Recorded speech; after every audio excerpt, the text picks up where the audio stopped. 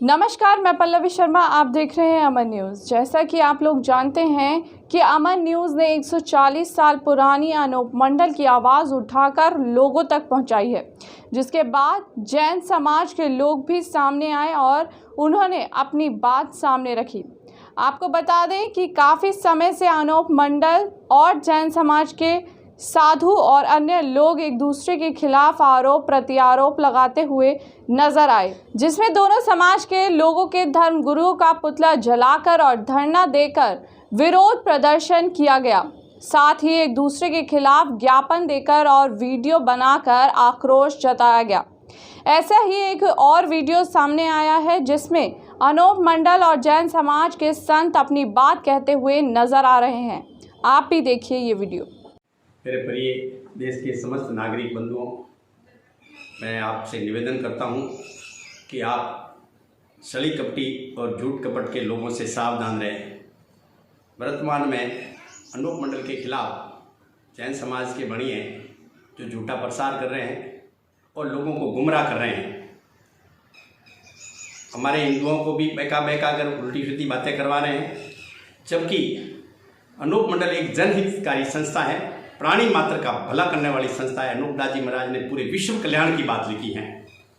उस बात के ये बणिए विरोध क्यों कर रहे हैं कि इस बणियों का भंडाफोड़ होता है। बणिए पर्दे के पीछे राक्षसी विद्या कर रहे हैं। उनका भंडाफोड़ होने की वजह से ये दूसरों को लड़ाने की साजिश कर रहे हैं, जो कई वर्षों से कर रहे हैं। अब ये वक्त आ गया है जो 4 युगों से ही पूरा संसार दुखी है। पूरे 4 युगों से, हजारों लाखों वर्षों से संसार दुखी है, जिसकी कोई सीमा नहीं है। आज दिन तक इसके ऊपर कोई जांच नहीं हुई। जैसे रावण वगैरह का पाप पर्दाफाश हुआ, मगर रावण असली राक्षस नहीं था। जैन बणिए कहते हैं कि राक्षस का मतलब रक्षक होता है, जबकि राक्षस का मतलब होता है दूसरों का शोषण करना। आज ये जैन बणिए कहते हैं कि हम दुनिया में लोगों की मदद करते हैं, स्कूल बनाते हैं, हॉस्पिटल बनाते हैं, गरीबों को सहयोग कर रहे हैं और सरकार को मदद कर रहे हैं। मगर जब ये अकाल नहीं पड़े तो किसी को कोई मदद करने की जरूरत नहीं, कुदरत सभी को दे रही है। मगर अकाल की स्थिति पैदा होती है तब ये बणिए दुनिया का धन लूटते हैं। ये धनी बणिए कोई दुनिया का भला काम नहीं कर रहे हैं, सिवाय लूटने के और सिवाय शोषण करने के अलावा कुछ नहीं कर रहे हैं। ये दुनिया देख रही है। ये कोई अनूप मंडल की बात नहीं है कि अनूप मंडल के भाभी कह रहे, पूरा संसार कह रहा है कि बणिए शोषण कर रहे हैं। अनूप दास जी के जन्म से पहले, मैंने पहले भी कई बार कहा है, अनूप दास जी के जन्म से पहले बणियों का विरोध हुआ है और हिंदू धर्म के शास्त्रों में विरोध हुआ है। और जैनियों के शास्त्रों में हिंदू धर्म के बारे में क्या लिखा है वो हिंदू धर्म के लोग पढ़ते नहीं है। इसलिए मैं हिंदू धर्म के अनुयायियों से करबंद निवेदन करता हूँ, हाथ जोड़ के प्रार्थना करता हूँ कि आप बणियों के सही जानकारी करके आप अनूप मंडल के खिलाफ बोले। अनूप मंडल एक अच्छी संस्था है और अनूप मंडल की बात अभी उठेगी। हमने आज भारत सरकार को, यानी महामहिम राष्ट्रपति महोदय भारत सरकार नई दिल्ली को एक जगत किताब हमने भेजी है। एक किताब हमने माननीय प्रधानमंत्री महोदय भारत सरकार नई दिल्ली को भेजी है। एक किताब हमने माननीय गृह मंत्री महोदय भारत सरकार नई दिल्ली को भेजी है। एक किताब माननीय मुख्यमंत्री महोदय राजस्थान सरकार जयपुर को भेजी है। हमें आशा है कि सरकार इन किताब के ऊपर अध्ययन करेगी कि ये किताब जनहितकारी है या कोई देश के विरुद्ध लिखी गई है। इसमें कोई भी तरह की अनैतिक बातें नहीं लिखी हुई हैं। सिर्फ जैनियों के बारे में ये लिखा है कि बणिए शोषण कर रहे हैं और एक ऐसी विद्या से दुनिया के साथ में षड्यंत्र कर रहे हैं। अगर ऐसा कोई कर रहा है तो इनकी जांच होनी चाहिए। हमने उनके साथ में एक लेटर भी भेजा है किताब के अंदर। ये लेटर हम आपको भेजेंगे। इस लेटर के अंदर हमने लिखा है कि किताब की जांच की जाए और हमारे को और बणियों को रूबरू बैठाकर, आमने सामने बैठाकर हिंदू मुस्लिम सिख ईसाइयों के और धर्म गुरुओं के, आम जनता के, सतीश कौम के बीच में बैठकर, ये कोई देश ईर्षा की बात नहीं है, ये मानवता की बात है। बणिए पढ़े लिखे होशियार हैं, बणियों के पास में पैसे की ताकत है। बणियों ने ऐसे दुनिया को गुमराह कर रखा है। कई लोग इनको मालूम नहीं है, जो लोग इनके फेवर में बोल रहे हैं, जब इनको पता चलेगा तो उनको पिसाना पड़ेगा। और बणियों से भी मैं कह देता हूँ कि आप झूठ बोलना बंद करें। और अगर आप लोग अगर सही से ईमानदार हैं तो आप कह रहे हो ना आएंगे, तो आप 28 तारीख को आ जाओ, बैठकर बात कर लेंगे। मैं बालोतरा में रहता हूँ। आप कहते हो मुक्ताराम के बिल में घुस जाएगा, कहीं घुसने वाला नहीं, सॉरी थोड़ी की है जो बिल में घुस जाएंगे। हम एक जनहित की बात कर रहे हैं, हम एक प्राणी मात्र के भले की बात कर रहे हैं। फिर मैं बालोतरा का ही रहने वाला हूँ। ठीक है, आप लोग ताकतवर हैं ना, दुनिया को गुमराह कर रहे हैं, मगर एक दिन इनका पर्दाफाश होगा। ये मुहिम सीढ़ी है, भी रहेगी।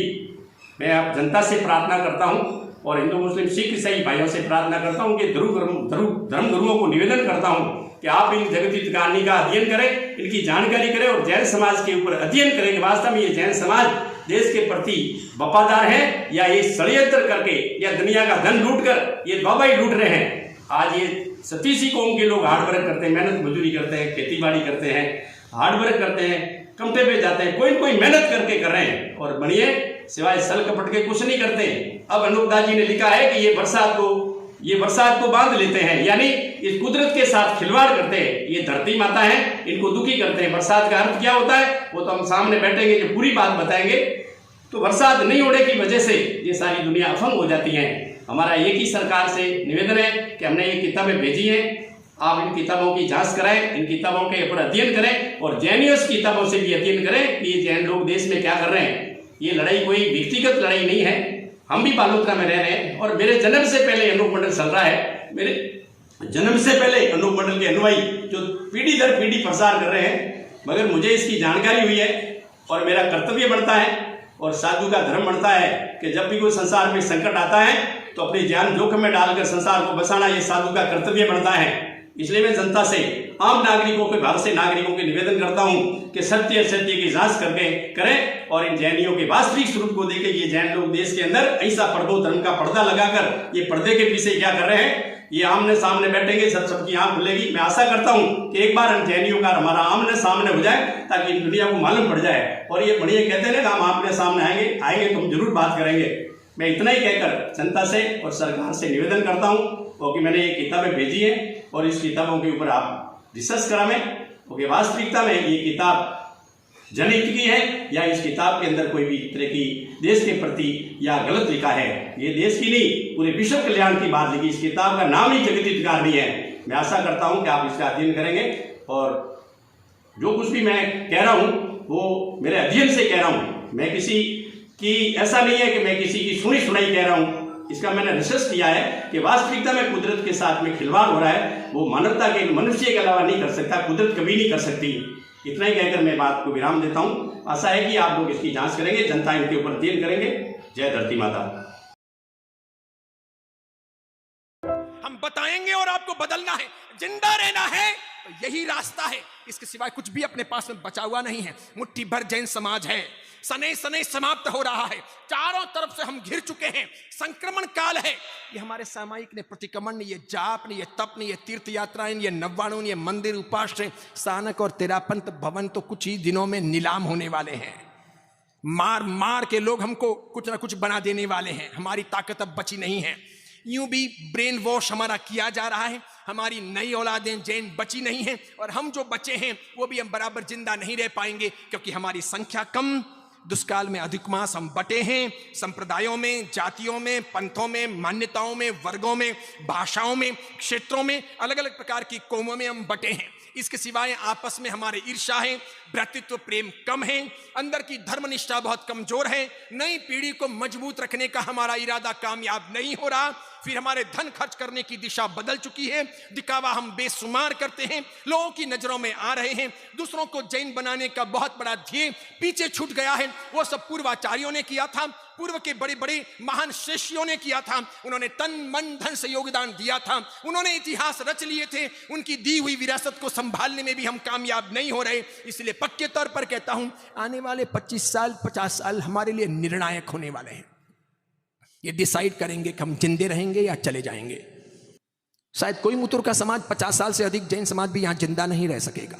बस भले 1200 घर हों, 50 साल अधिक से अधिक, मेरा मानो तो जल्दी से जल्दी गुजरात या राजस्थान के लिए घर लेने की व्यवस्था कर लेना।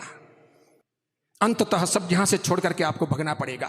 उस दिन मैं जिंदा नहीं रहूंगा क्योंकि मेरी 53 साल की उम्र हो चुकी है और 50 साल जिंदा रह नहीं सकूंगा।